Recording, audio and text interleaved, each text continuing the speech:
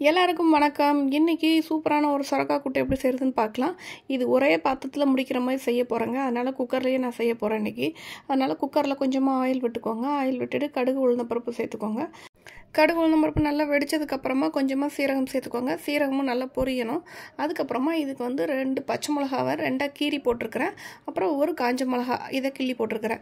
வேறு காரம் எதுவுமே கிடையாது இந்த கூட்டுக்கு. வெறும் இந்த பச்சை மிளகாவும் காஞ்ச மிளகா காரமும் தான். அப்புறமா கொஞ்சமாக கருவேப்பிலை அதையும் சேர்த்து நல்லா வதக்கி விட்டுட்டு ஒரு சின்ன பெரிய வெங்காயம் வந்து நான் எடுத்து கட் பண்ணி வச்சுருக்கேன். அதாவது பெரிய வெங்காயத்தில் சின்ன சைஸ் ஒன்று அதை குட்டி குட்டியாக கட் பண்ணி வச்சுருக்கிறேன். அதையும் அதோட சேர்த்துக்கோங்க. சேர்த்துட்டு இந்த கூட்டுக்கு தேவையான பாசிப்பருப்பு நான் வந்து ஒரு கைப்பிடிலேருந்து 1.5 கைப்பிடி அளவுக்குன்னு வச்சுக்கோங்களேன். அந்த அளவுக்கு பாசிப்பருப்பு நான் சேர்த்துருப்பேன். சேர்த்துட்டு ஒரு 1/4 கிலோ அளவுக்கு சொரக்காய் எடுத்துருக்கிறேன். அந்த சொரக்காவை இந்த மாதிரி குட்டி குட்டியாக கட் பண்ணிவிட்டு அதை சேர்த்துக்கோங்க. சொரக்காவை ஸ்கின்னு மட்டும் பீல் பண்ணால் போதும். பெரிய விதைகளாக இருந்தால் மட்டும் நடுவில் இருக்க சதைப்பகுதியை எடுங்க.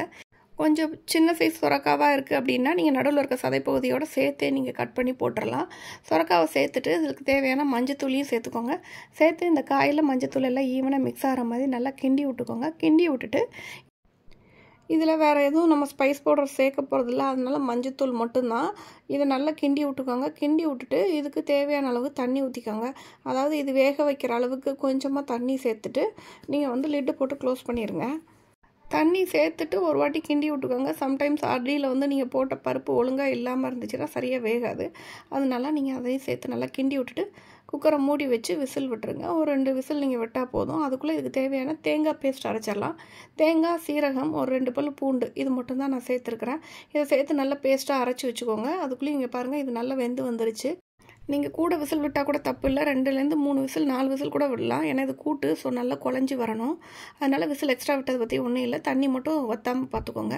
அப்புறமா இப்போ அரைச்சி வச்ச தேங்காய் பேஸ்ட்டையும் சேர்த்து நல்லா கிண்டி விட்டுட்டு தேவையான அளவு உப்பையும் சேர்த்து நல்லா கிண்டிடலாம். இந்த தேங்காயோட பச்சை வாடை போகிற அளவுக்கு நீங்கள் நல்லா கொதிக்க விட்டுருங்க. கொதிக்க விட்டுட்டு கடைசியாக மல்லி இலை தூவி இறக்கிட்டிங்கன்னா சூப்பரான சொரக்காய் கூட்டு ரெடிங்க. இந்த சொரக்காய் கூட்டை நீங்கள் சூடான சாப்பாடில் போட்டு பிசைஞ்சு சாப்பிடும்போது ரொம்பவே டேஸ்ட்டாக இருக்கும். அதே மாதிரி புளிக்குழம்பு காரக்குழம்புக்கு சைடிஷ்ஷாக வச்சு சாப்பிடும்போதும் நல்லாயிருக்கும். மறக்காமல் ட்ரை பண்ணி பாருங்கள். தேங்க்ஸ் ஃபார் வாட்சிங்.